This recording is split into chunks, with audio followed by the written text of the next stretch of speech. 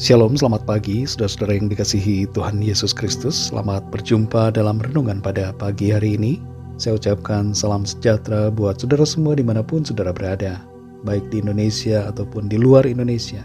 Damai sejahtera dan sukacita oleh Roh Kudus melimpah senantiasa dalam hati dan kehidupan saudara semua. Sebelum kita mendengarkan renungan firman Tuhan, mari kita berdoa. Bapa Surgawi, Bapa dalam nama Tuhan Yesus Kristus, Tuhan dan Allah kami yang sungguh sangat baik, kami mengucap syukur untuk berkat kemurahan-Mu. Tuhan sudah memimpin, melindungi kami dari malam hingga pagi ini. Dan kami bersyukur untuk anugerah, kesempatan baru, kemurahan dan kebaikan Tuhan yang Tuhan limpahkan pada kami. Saat ini kami mau mendengarkan sabda kebenaran firman-Mu. Jamah hati kami Tuhan agar kami mengerti dan taat melakukan kehendak-Mu. Dalam nama Tuhan Yesus kami berdoa. Haleluya. Amin. Saudara yang dikasihi Tuhan, ayat renungan kita pada saat ini terdapat dalam surat Yakobus pasal 4 ayat yang ke-10. Tertulis demikian. Rendahkanlah dirimu di hadapan Tuhan, dan Ia akan meninggikan kamu. Saudara yang dikasihi Tuhan, air selalu mengalir ke tempat yang lebih rendah. Sifat air yang selalu mencari tempat yang lebih rendah ini secara filosofis berbicara tentang kerendahan hati. Dalam keberadaannya, air memberikan kehidupan, menyuburkan tanah, menumbuhkan tanaman, dan memelihara makhluk hidup. Bersamaan dengan kerendahan hatinya, ia memberikan manfaat dan mengangkat kehidupan di sekitarnya. Kita perlu belajar untuk menjadi rendah hati dan membangun kehidupan orang-orang di sekitar kita. Betapa sering kita bersikap tinggi hati, tidak mau mengalah, selalu ingin merasa yang paling tahu segalanya, merasa diri lebih benar, dan tidak pernah mau belajar dari orang lain, tidak mau mengakui kesalahan, dan bahkan terus saja mengandalkan diri sendiri, bukannya mengandalkan Tuhan.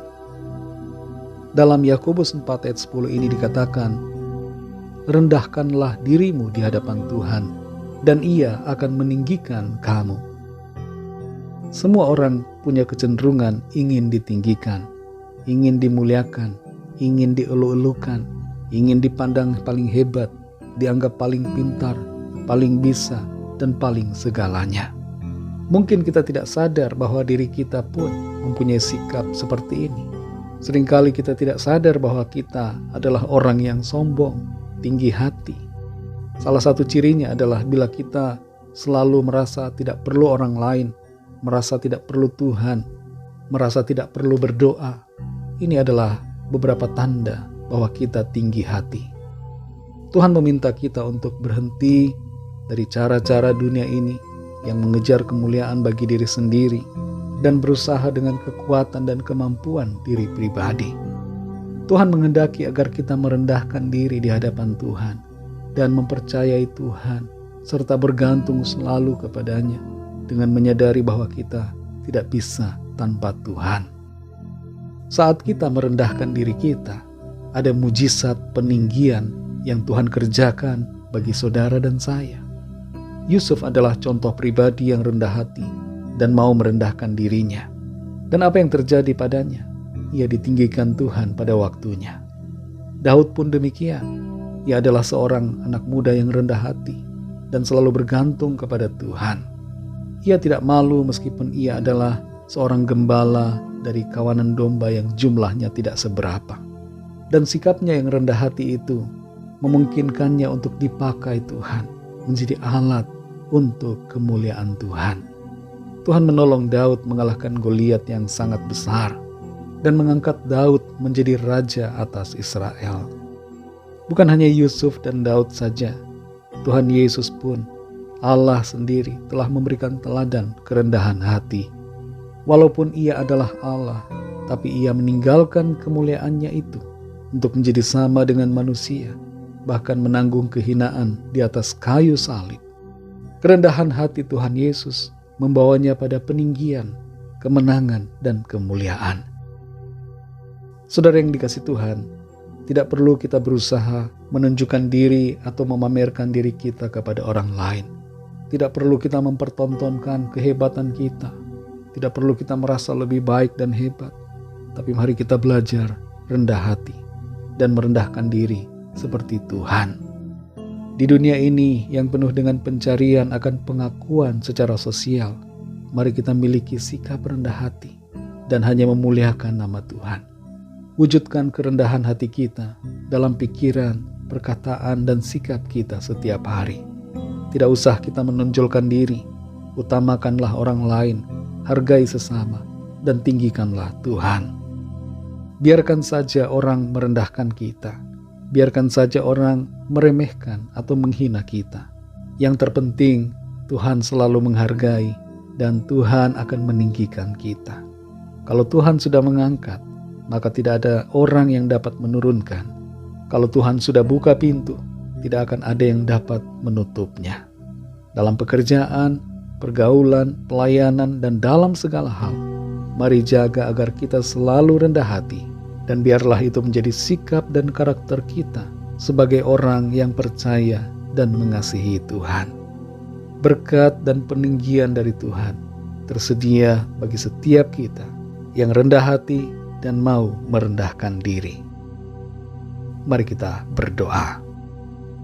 Bapa kami yang baik, Bapa, dalam nama Tuhan Yesus Kristus, kami mengucap syukur untuk firman-Mu yang mengajarkan kepada kami mengenai bagaimana seharusnya kami hidup, yaitu memiliki sikap kerendahan hati dan mau merendahkan diri di hadapan sesama kami, dan terlebih lagi di hadapan Tuhan.